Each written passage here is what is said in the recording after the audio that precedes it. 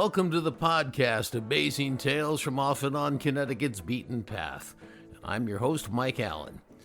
This week we're going to focus on a true Connecticut original, and I'm going to go out on a limb and bet that most of you have no idea the role Connecticut played in the manufacturing of bells. Now, as you're going to hear quite literally, one town in Connecticut, Belltown, has led the entire country in the making of bells, and that's of course led to countless old sayings such as clear as a bell, hell's bells, and a bunch more we're going to cover in the episode. Our guest is C.C. Bevin, Chief Operating Officer of the last bell manufacturing company in the entire United States, and that firm carries her family's name, the Bevin Bell Company of East Hampton, or Belltown. She'll be along in just a moment. The question this week in our trivia quiz is, what great first in Connecticut was started by Franklin Doolittle 100 years ago? We'll have the answer for you after the program, and it's also going to be a clue to the subject of our next episode. Now, who put the bells in Belltown, Connecticut? Well, if after hearing this podcast today you remember only one thing, I'm going to bet it's a pretty good chance that it'll be the fact that there are a mind-boggling, staggering, in fact, number of varieties of bells. Yes, bells, those things we ring. Now, I hope you're also going to remember from this the fact that Connecticut put bells on the map in the United States and continues to do so around the world. And all of this came out of a town that calls itself Belltown. It's East Hampton, Connecticut. That's where C.C. Bevin is Chief Operating Officer of Bevin Bells. It's a family enterprise that has quite a history itself. Now, she runs the company with her cousin, Matt Bevin. One of just many amazing facts, the Bevin Bell Company in East Hampton only has 25 employees, but they crank out 500,000 bells every year. And in case you're wondering or not quick at doing the math, that's 20,000 bells per employee per year. Pretty amazing.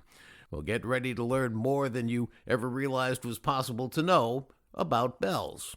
In the ancient days, we had gongs that people would swing a big mallet at it and hit a gong. You know, archaeologists, you always hear about them digging up forks and plates and knives, but I don't hear about them digging up bells. So I'm wondering, what do we know about the earliest bells in civilization? Well, the earliest bells probably came from China. They dated back thousands of years BC, so they have really been around. They have dug up different styles of bells and seen sort of the evolution of how bells changed in shape, and as you said, from gongs to round bells having clappers inside them, bells that kind of self-strike and bells that hang solidly and you have to strike it yourself. Lots of variations over time, but yes, it's very, very old.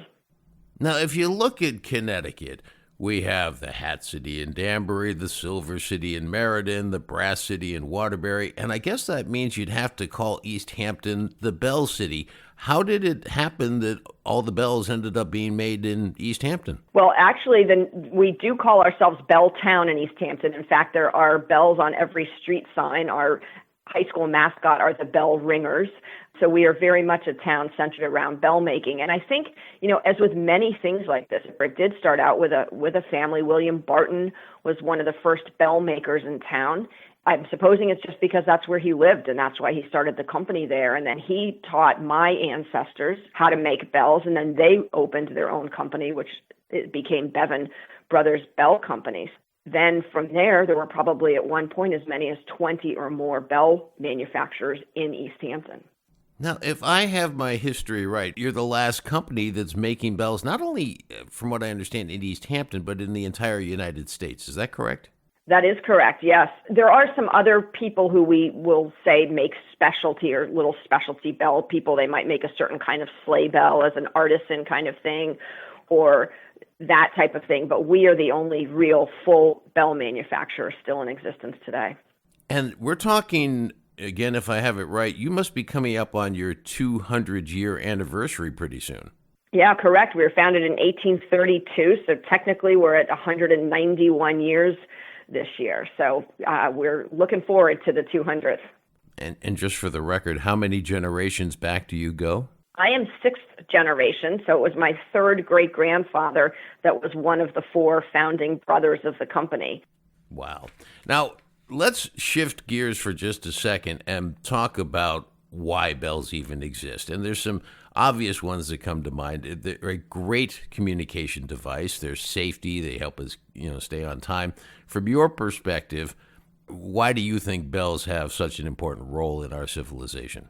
Well, I think in the early days, for sure, it was a form of communication. There was a lot of lore that went around bells in terms of warding off evil spirits and keeping you safe and providing good karma. And people would hang bells at the front of their house for that purpose. Also, while bells in churches were rang because they were beautiful and because it might alert other people in the town to things, it was also as a way to do those same things in the very beginning, so to keep everyone safe inside. Then it evolved to, on our earliest days at Bevin Brothers, sleigh bells were absolutely a massive piece of our business because they're keeping sleighs, which are very silent, or wagons that aren't making much noise, alerting people to their presence and their arrival. So it was a safety mechanism in addition to just being a beautiful sound. And then you have, of course, cows that are out in fields and sometimes free ranging, and so bells were hung on them to keep them safe and so that you could find them at the end of the week or the month or the summer where they had wandered to. Today, the bells serve a much different purpose because we don't need them so much for safety, although we do have a bell that is sold into every mine in the world because they need that as a form of non-electronic safety. So when all other systems fail, they have a manual way to wring people out of the mine in times of trouble.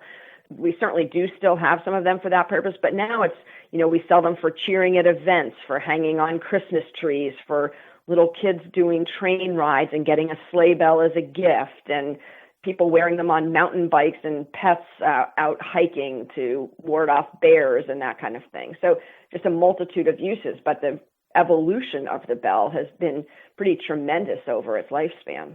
Yeah, when we first talked, and I played a little game where I tried to write down as many different types of bells as I could think of. And I remembered when I was a kid on my bicycle, I had the thumb-operated bell. And when I started putting all this together with alarm clocks and grandfather clocks and the triangle bell out west for saying, it's time to eat, and you would ring that, and bellhop bells. And then my favorite one was an angel gets their wings in the movie It's a Wonderful Life when the bell rings. So to me, bells are just really a huge, huge part of our culture. It's so true, and it's very funny because when I first say to people, at the proverbial cocktail party, I make bells, and there's this long moment of silence where they look at me as though maybe they didn't hear what I said, and they look at me and they say, "You mean like bells in churches?" And I say, well, we don't make bells for churches anymore, but they can't initially think of all of the ways that bells appear in their life. And then I start to go on like you just did. And I talk about the fact that you got the sleigh bells and the patio bells that people ring for people to come in from dinner, and bells that, teachers use in the classroom, and bells at the deli counter, and all of those different kinds of things. And then people are like, oh, I get it. Yeah, you're right. There are a lot. I'm going to go out on a limb here, and not to put you on the spot, but I'm assuming you've probably been at some point in your life to Philadelphia and seen the Liberty Bell with the big crack in it.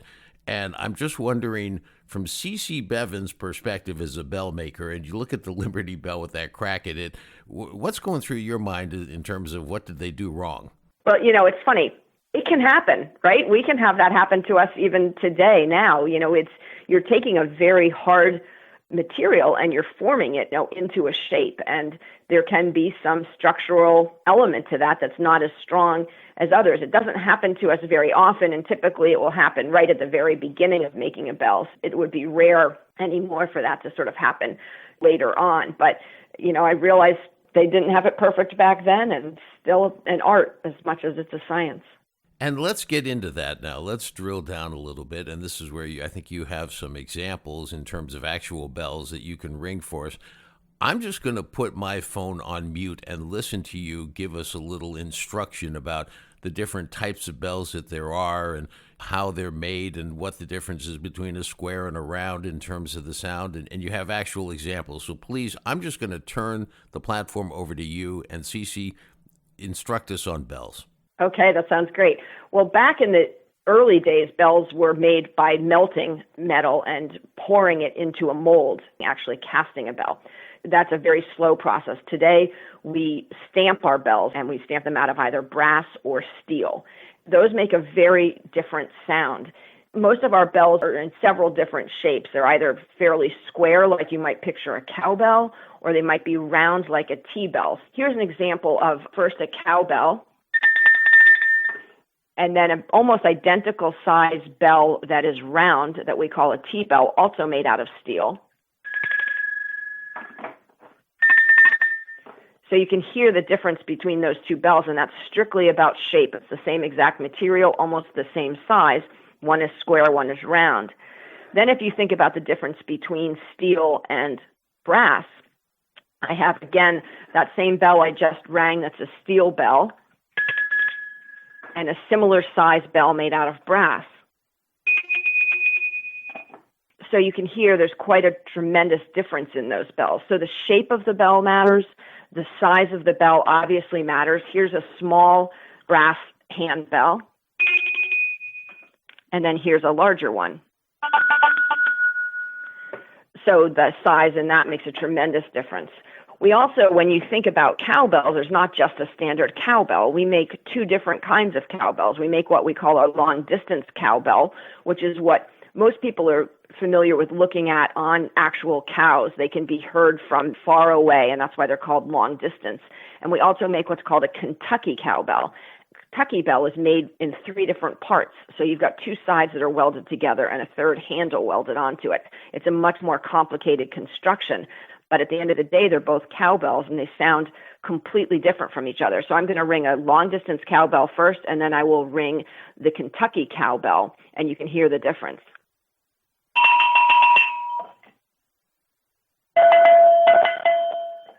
So you can hear it's a much sort of deeper sound on the Kentucky cowbell, and that's kind of what people think of when they think of the Swiss cowbell.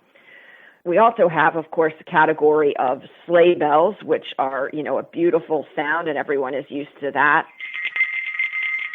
And that's a little round ball that's moving around inside the sleigh bell, so it's making a lot more ringing sound than just a clapper hitting the side of the bell. And then we have a very large sleigh bell that we make. Again, very different sound because it's so much bigger. I have people that come into my trade show booths, and they sit and they listen and they play every single bell, and they just are obsessed with the different tones. We don't tune any of our bells like people might think of in a bell choir when people might be playing different notes. I like to talk about the tone of a bell versus the tune of a bell, because that's really the group that we participate in. Well, I know you couldn't see me over the telephone here, but I had a grin from ear to ear as I was listening to that. That was just fabulous, Cece. And I also have to say, it got me thinking, and kind of leads me into my next question as well. With books, my wife is a librarian, and there's always the discussion in the Allen household about reading a physical book versus an e-book. And I know that there are now, for instance, on our telephones, ringtones that are electronic now in nature. And I know some churches have gone to electronic bells, but there's nothing that substitutes for a good old-fashioned regular bell. Thank you for saying that. I could not agree more. There's, so many things. If you think back historically, we made all of the bells that went inside every washing machine and dishwasher and cash register. Those were all actual bells that rang. And those were, we made all of those kinds of bells. A doorbell, was actually a thing that you turned on the door and made the sound that way. And the electronics bells have, really replaced a lot of those in many situations. We created the bell that was on the Good Humor ice cream trucks. And we have a bell that we call our ice cream bell, and we still sell that all over the world for food trucks and little, the bicycles that people ride in South America with the food thing on the back of the bike, and all of that is a very big business for us. One thing that I didn't get to, I don't know if you know that it was actually our bell in the movie It's a Wonderful Life. So when the bell rings at the end of the movie and Clarence gets his wings, that's a Bevin Bell on the tree. It's just kind of one of our claims. We have several claims to fame like that. The Saturday Night Live skit, I need more cowbell, that was a Bevin Bell. And the New York Stock Exchange, that was a Bevin Bell. Most of Muhammad Ali's fights, those were Bevin Bells. But as far as the quality of the sound and the emotion that it evokes and the joy that it brings, there's absolutely no question that an electronic bell can never accomplish what a real bell does. Do the Bevins host anything that approximates a bell museum, or is there some place where there's an assortment of bells that people could come and visit and look at? Well, sadly for us, in 2012, our entire factory burned to the ground and we lost absolutely everything. It was, only through a series of a few fortunate events that we were able to come back from that fire. So we lost all of our historical bells, all of our historical documents, photographs, catalogs, everything that was our history. The good news is that right before the fire, we had lent out some bells to the Essex Steam Train in Connecticut for a little display they wanted to do. We did get those back from Essex kindly, and we also had given a number of bells over the years to the Chatham Historical Society, and they have a fascinating display at their building in East Hampton of all of the bells, and not just from Bevin, but from all of the manufacturers over time. And so the Chatham Historical Society also has a wonderful display of all of the children's wooden toys that feature bells. My grin has been replaced by a sad frown hearing that story about the fire, and I didn't know that was going to lead into that. I'm so sorry to hear that about that, but I'm glad at least something was able to be salvaged. I wouldn't know what store to go to buy a bell. Are they at Walmart? Are they at Target? I mean, who carries bells? It's funny that you ask that because people do find it sometimes hard to find bells. Obviously, online these days is always a terrific way, but gift shops are a huge customer for us. General stores, hardware stores are all big customers for us. We do market globally, but most of our global sales are more wholesale. So like I said, we sell to mining companies all over the world, but the bulk of our business for somebody to go into a store and buy it all happens here in the U.S.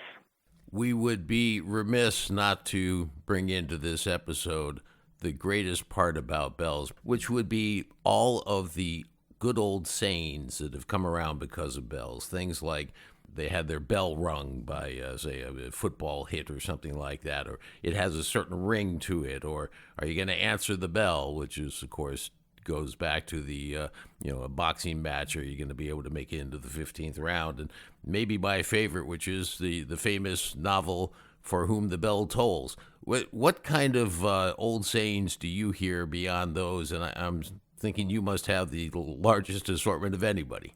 As a matter of general language, I always say, it doesn't ring a bell with me, and I don't really mean relate to our business, but I feel like you hit a lot of them. I don't know if I've got any other really great ones.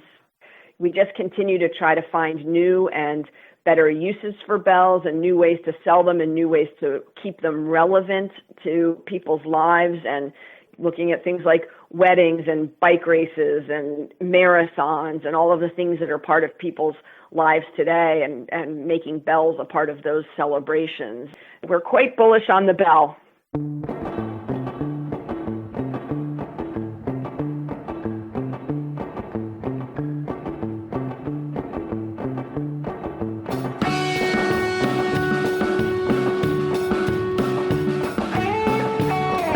Well, that wraps up this episode of Amazing Tales from Off and On Connecticut's Beaten Path.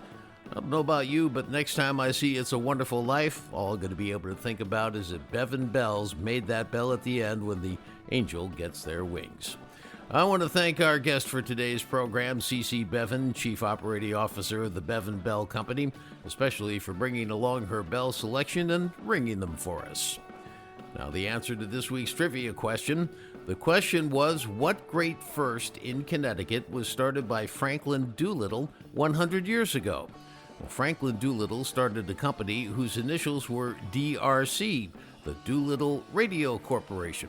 And in 1922, AM radio station WDRC in Hartford went on the air for the first time.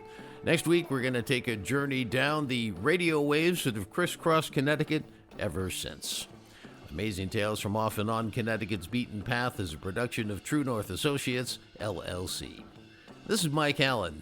Be safe and stay healthy.